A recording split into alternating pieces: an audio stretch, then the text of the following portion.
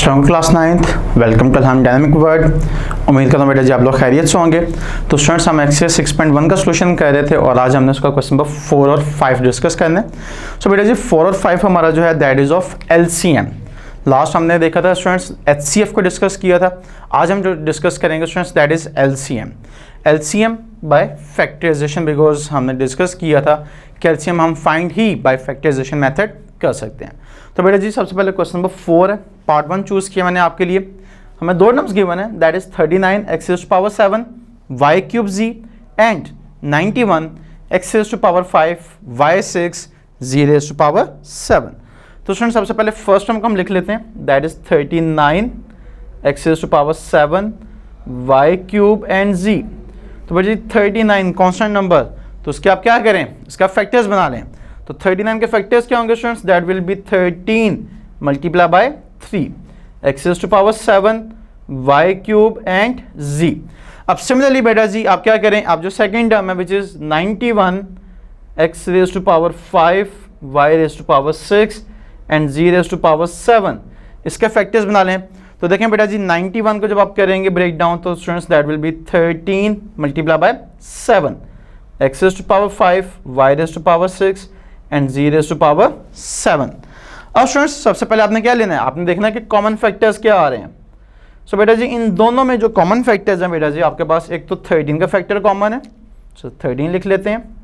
And students x देखें, यहाँ पे x raised to power 5 है, यहाँ पे 7 है, तो ऑब्वियसली बेटा जी जो कॉमन टर्म आएगी वो हाईएस्ट पावर वाला कॉमन फैक्टर आएगा एंड दैट इज 5। तो हम क्या लिख सकते हैं students, that is x raised to power 5। y बेटा जी यहाँ पे क्यूब है, यहाँ पे 6 है, तो ऑब्वियसली y क्यूब कॉमन आ जाएगा। एंड स्टूडेंट्स स्टूडेंट्स यहाँ पे z की पावर 1 है और यहाँ पे z की पावर 7 है, तो z raised to power 1 common में आएगा। अब स्टूडेंट्स ये तो आपके पास आ गए कॉमन फैक्टर्स। अब स्टूडेंट्स आपने क्या लिखने हैं, अब आपने लिखने हैं अनकॉमन फैक्टर्स। तो बेटा जी अनकॉमन फैक्टर्स आपके पास क्या हैं, बिकॉज LCM हमेशा क्या होता है स्टूडेंट्स, प्रोडक्ट होता है common factors and uncommon factors का।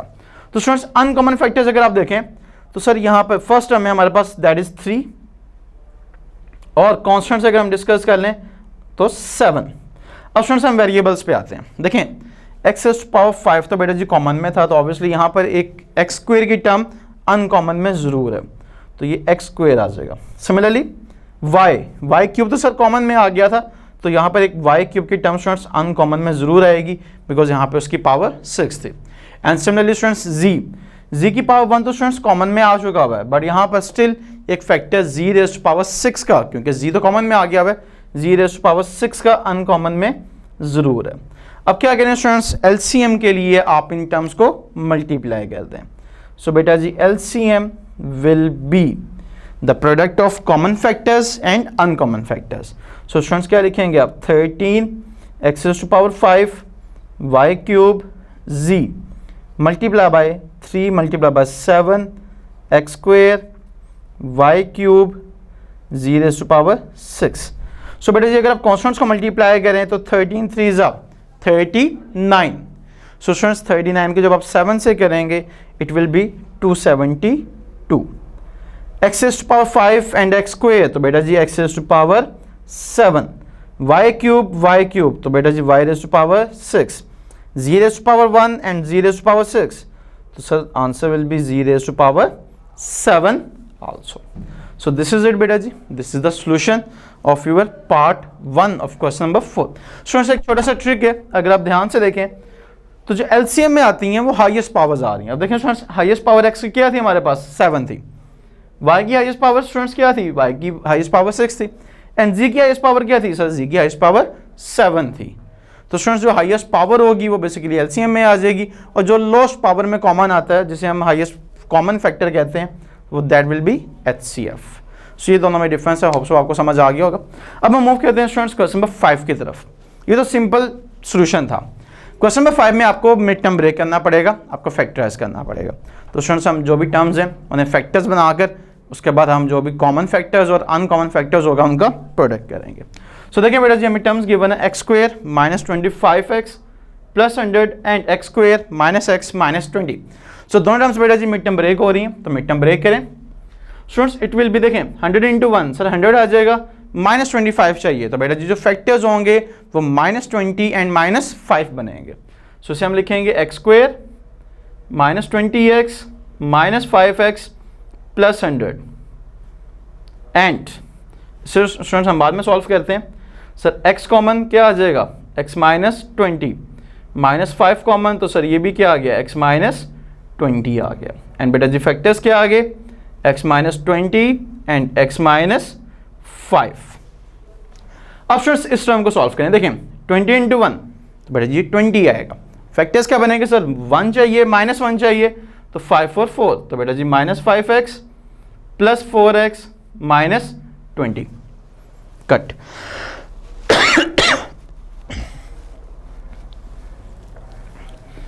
अब देखिए बेटा कॉमन क्या आ रहा है, so that is x, it will be x -5। Students इनमें से 4, सो ये भी क्या आ जाएगा बेटा जी, x -5 आ जाएगा। And final factors will be x -5 and x + 4। Sir ये मिड टर्म ब्रेकिंग तो हो चुकी हुई है। अच्छा मिड टर्म ब्रेकिंग के बाद हमने क्या करना है स्टूडेंट्स, हमने सबसे पहले देखना है कि कॉमन फैक्टर्स कौन से हैं इनमें। तो बेटा जी इन दोनों टर्म्स में अगर आप देखें तो x -5 का फैक्टर इन दोनों में आ रहा है। सो बेटा जी कॉमन फैक्टर क्या होगा, sir common factor will be x -5। अब स्टूडेंट्स अब हमने देखना है कि अनकॉमन फैक्टर्स क्या हैं।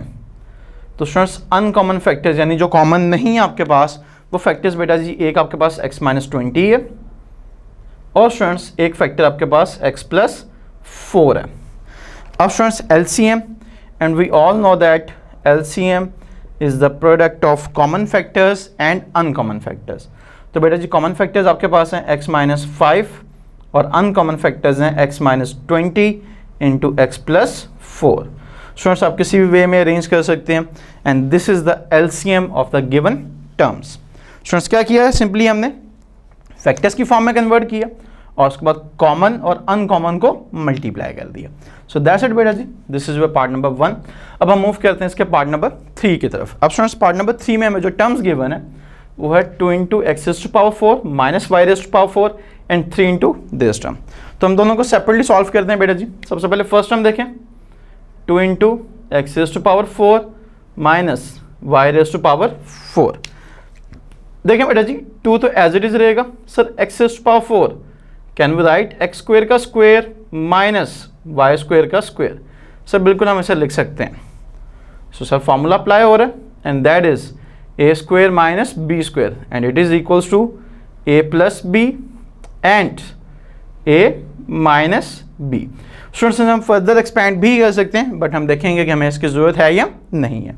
अब बेटा जी आपकी second term and that is 3 × x³ + 2x² -xy² -2y³। देखिए बेटा जी आपके पास 4 टर्म्स का कम्बिनेशन है, तो क्या करेंगे हम, सर कॉमन लेंगे। सो फर्स्ट 2 टर्म्स में से देखें स्टूडेंट्स क्या कॉमन आ रहा है, सर दैट इज x²। तो बेटा जी क्या आ जाएगा, x + 2y आ जाएगा। सिमिलरली स्टूडेंट्स लास्ट 2 टर्म्स में से देखें क्या कॉमन आ रहा है, सर दैट इज -y²। तो सर -y² जब कॉमन लेंगे तो ये +x आ जाएगा और सर ये +2y आ जाएगा। नाउ बेटा जी सिंप्लीफाई करेंगे, सो 3 × x + 2y into x² -y²।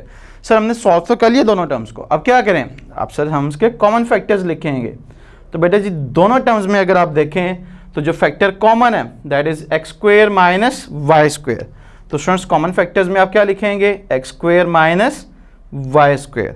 And similarly बेटा जी आपके पास जो अनकॉमन फैक्टर्स होंगे तो वो क्या आ जाएंगे। सर सबसे पहले हम फर्स्ट टर्म को डिस्कस करते हैं। फर्स्ट टर्म में बेटा जी एक 2 का फैक्टर है और एक x² + y² का फैक्टर अनकॉमन है।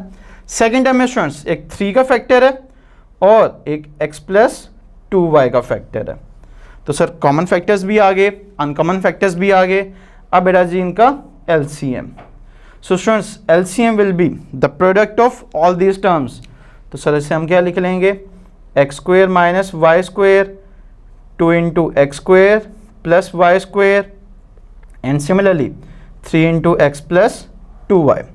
तो बेटा जी 3 2s are, so it will be 6 × x² - y² into x² + y² into x plus 2y। Students यहाँ तक आंसर भी आपका करेक्ट है। अगर आप फर्दर इस पर फॉर्मूला अप्लाई करना चाह रहे हैं तो वो भी कर सकते हैं। इट मीन्स इसे हम ये भी लिख सकते हैं students 6 into x raise to power 4 minus y raise to power 4 into x plus 2y, which means the same, because students formula apply होकर क्या हो जाएगा, वो a minus b into a plus b, तो that is a square minus B square. So this is the LCM of the given terms. इसी तरह से students मैंने जो लास्ट पार्ट चूज किया है that is part number 5। Part number 5 में भी स्टूडेंट्स आपके पास दो टर्म्स गिवन है, इन दोनों को हम सेपरेटली सॉल्व करते हैं। सो देखिए बेटा जी, first term 4 into x raise to power 4 minus 1, but जी दो टर्म्स हैं, दोनों माइनस हो रही हैं, तो ऑब्वियसली फॉर्मूला अप्लाई होगा A square minus B square का। So students X raise to power 4 इसे हम लिख सकते हैं एक्स स्क्वायर का स्क्वायर, और बेटा जी 1 को आप क्या लिखेंगे, 1 का स्क्वायर। तो सर ये आ जाएगा 4 into a plus B into A minus B. अब फर्दर इसे आप एक्सपैंड कर सकते हैं। सो स्टूडेंट्स हम देखेंगे इसको एक्सपैंड करने की जरूरत है या नहीं, बल्कि आप एक्सपैंड कर लें। सो बेटा जी 4 2 multiply by 2 into x square plus 1, और स्टूडेंट्स यहाँ पे डायरेक्टली फॉर्मूला अप्लाई कर रहा हूँ, and it will become x plus 1 and x minus 1। अब students second term, and that term is 6 into x cube minus x square minus x plus 1।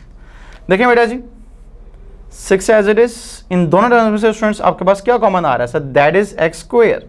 So x square common लेने के बाद बेटा जी यहाँ पे क्या आ जाएगा सर, यहाँ पे x माइनस 1 आ जाएगा। एंड सिमिलरली बेटा जी माइनस 1 कॉमन, तो सर ये भी क्या आ गया, x माइनस 1 कॉमन आ गया। सो फर्दर से आप क्या लिखेंगे students, 6 into x square minus 1 into x minus 1।